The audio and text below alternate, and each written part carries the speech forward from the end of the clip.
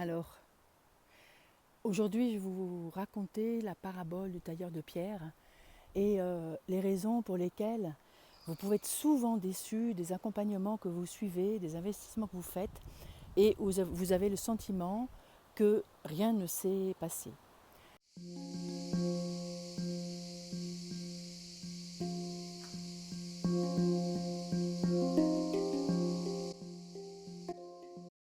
Donc tout d'abord, je me présente, je suis Anne Douchet-Morin, ex-sage-femme, sage-femme défroquée comme je dis, et maintenant je vous accompagne aux guérisons de l'intime, parce que pour moi, en guérissant l'intime, nous guérissons le monde.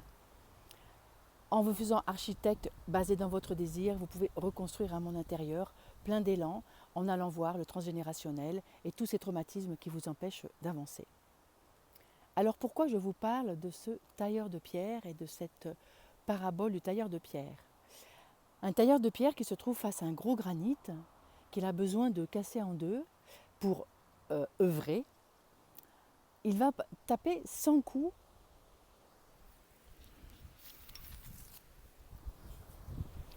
Il va taper 100 coups avant que la pierre se brise en deux.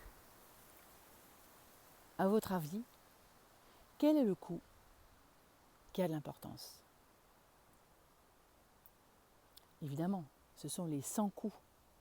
Simplement, le 100e coup est spectaculaire.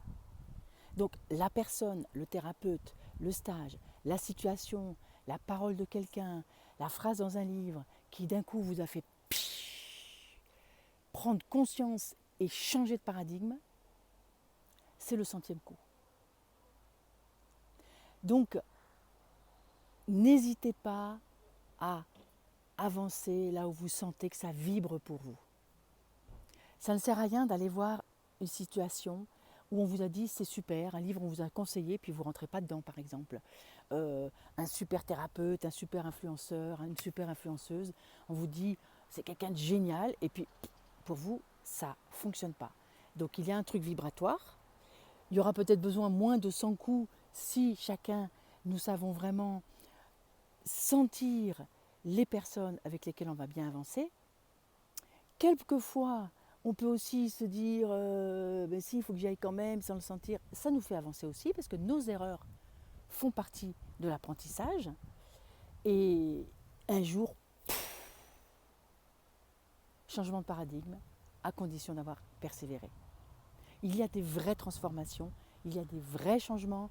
J'en suis moi-même le témoin, je suis passée par des moments de transformation incroyables, très souvent à l'endroit où je n'attendais pas d'ailleurs. Plus j'ai d'attente, moins ça fonctionnait.